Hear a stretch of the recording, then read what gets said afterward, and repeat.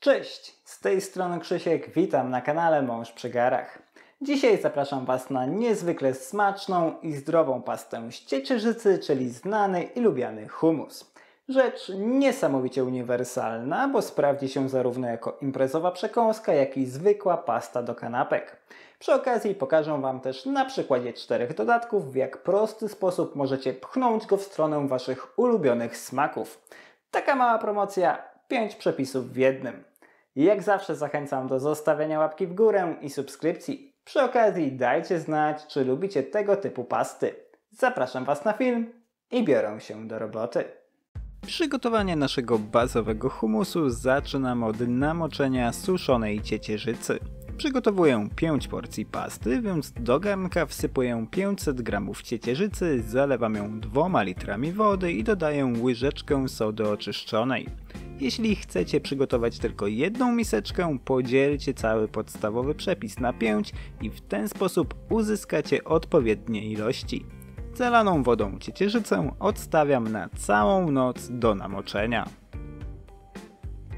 Po około 12 godzinach odlewam wodę i dokładnie płuczę napęczniałą ciecierzycę pod zimną wodą. Przekładam ją z powrotem do garnka i zalewam zimną wodą tak, żeby wyraźnie przykryła cieciorkę.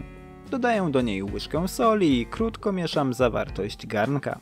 Grzanie pod naczyniem ustawiam na średnie i powoli doprowadzam jego zawartość do wrzenia.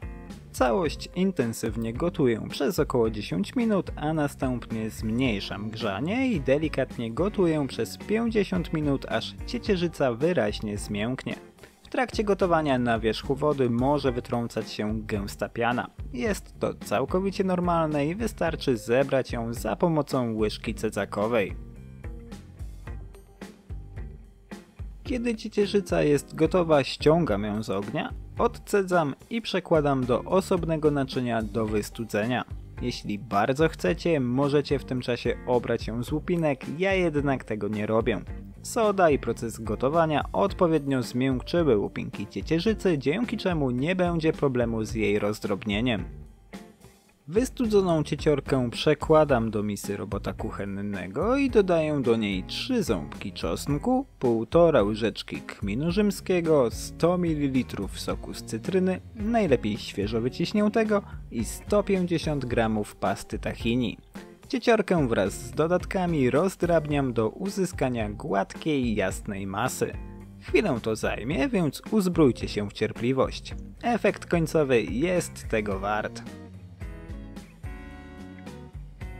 W trakcie blendowania masy dodaję do niej wąską stróżką bardzo zimną wodę. Dzięki temu nie tylko schłodzimy hummus, który w trakcie mieszania będzie nabierał temperatury, ale również rozcieńczymy masę i ułatwimy pracę robotowi kuchennemu. Ilość wody zależy od Waszych preferencji i tego, jaki chcecie uzyskać efekt końcowy. U mnie ostatecznie wyszło jej 260 ml. Blendowanie ciecierzycy warto od czasu do czasu zatrzymać, żeby krótko przemieszać pastę za pomocą silikonowej szpatułki. Dzięki temu będziecie mieć pewność, że nic nie utknęło na dnie naczynia i wszystko łączy się ze sobą tak jak powinno. Po osiągnięciu pożądanej konsystencji hummus można doprawić do smaku solą. Ja na tę ilość dodaję 3 solidne szczypty, ale zależy to tylko i wyłącznie od Waszych preferencji. Jest to też dobry moment, żeby ewentualnie dodać więcej soku z cytryny lub kminu rzymskiego.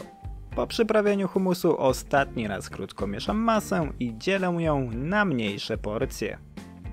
Gotowy hummus pozostaje nam już tylko odpowiednio udekorować. Ja po wykonaniu wzorku delikatnie polewam go oliwą z oliwek i posypuję odrobiną zataru, ale równie dobrze możecie ozdobić go prażonym sezamem, grubo mielonym czarnym pieprzem lub kilkoma groszkami ciecierzycy. Chwilę to trwało, ale sami widzieliście, że nie ma w tym absolutnie nic skomplikowanego.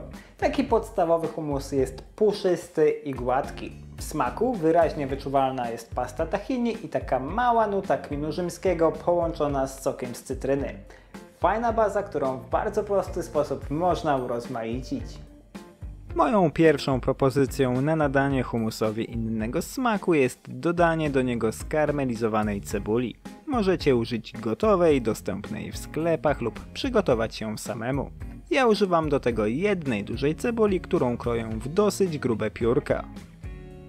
Z pokrojoną cebulą przenoszę się na kuchenkę, gdzie na patelni rozgrzewam łyżkę oleju.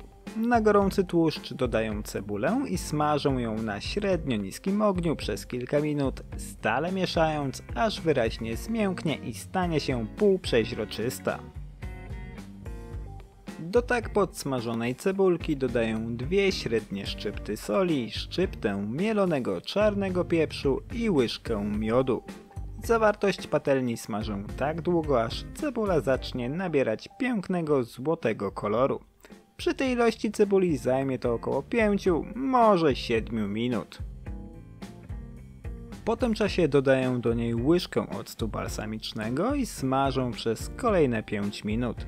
W tym czasie cebula powinna nabrać już głębokiego, wręcz karmelowego koloru i uwolnić lekko słodki aromat. Kiedy to nastąpi, ściągam patelnię z ognia, przekładam jej zawartość do osobnego naczynia i odstawiam do całkowitego wystudzenia. Wystudzoną cebulkę dodaję do 1 porcji humusu i blenduję blenderem ręcznym do całkowitego połączenia. Taka porcja cebuli wystarczy na humus przygotowany z 1 puszki ciecierzycy, która odpowiada 100 g suchej cieciorki. Gotowy humus cebulowy przekładam do naczynia, w którym będę go podawał i za pomocą łyżki robię na jego wierzchu zakręcony wzór.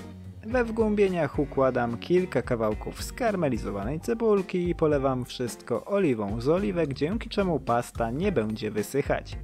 Tak przygotowany humus można podawać od razu. Moją drugą propozycją na uatrakcyjnienie humusu jest pieczona papryka. Wspomogę się przy tym gotową papryką ze sklepu, ale nic nie stoi na przeszkodzie, żebyście upiekli ją sami. 2 duże papryki dodaję do porcji humusu i tak samo jak poprzednio łączę je z pastą za pomocą blendera ręcznego. Tak przygotowany humus paprykowy przekładam do naczynia, w którym będę go podawać i posypuję go pokrojoną w kostkę pieczoną papryką. Wszystko polewam obowiązkową oliwą z oliwek i przypruszam suszoną słodką papryką. W prosty sposób można nadać paście odrobinę pikantności i użyć zamiast słodkiej papryki pieprzu cayenne. Gotowe! Można częstować rodzinę lub gości. Skoro jesteśmy przy pikantnych klimatach, to co powiecie na humus z papryczkami jalapeno?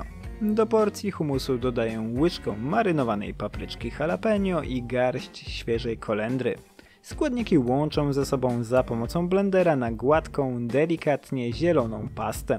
W trakcie blendowania dodaję jeszcze łyżkę soku z limonki, który fajnie podbija smak kolendry i łagodzi pieczenie papryczek. Gotowy humus przekładam do odpowiedniego naczynia, po czym polewam go oliwą z oliwek i dekoruję świeżą kolendrą. W tym wypadku zwykłą oliwę z oliwek można podmienić na taką z papryczkami chili, co doda całości kolejnego poziomu ostrości. Moją ostatnią propozycją jest humus pomidorowy. Do porcji humusu dodaję kilka kawałków suszonych pomidorów i garść świeżej bazylii. Jeśli nie macie pod ręką świeżych ziół, możecie dodać np. łyżeczkę pesto, sprawdzi się równie dobrze. Podobnie jak w poprzednich przypadkach łączę humus z dodatkami za pomocą blendera ręcznego do uzyskania gładkiej, jednolitej pasty. Gotowy humus pomidorowy przekładam do niewielkiej miseczki i robię na jego powierzchni obowiązkowy wzór łyżką. Serio, bez tego wzoru pasta nie smakuje tak dobrze. We wgłębieniach układam pokrojony w kostkę kawałek suszonego pomidora, polewam wszystko oliwą ze słoiczka z pomidorami i posypuję odrobiną porwanych listków świeżej bazylii. Nasza humusowa uczta jest gotowa. Można się częstować. Przez kilka prostych dodatków można osiągnąć różne przepyszne efekty. Moim osobistym faworytem jest wersja cebulowa, gdzie karmelizowana cebulka robi genialną robotę. Na drugim miejscu postawiłbym suszone pomidory i bazylię, a cała reszta zajmuje ex aequo trzecie miejsce. Dajcie znać, czy przepisy Wam się spodobały. Życzę Wam smacznego i do zobaczenia w kolejnym filmie. Cześć!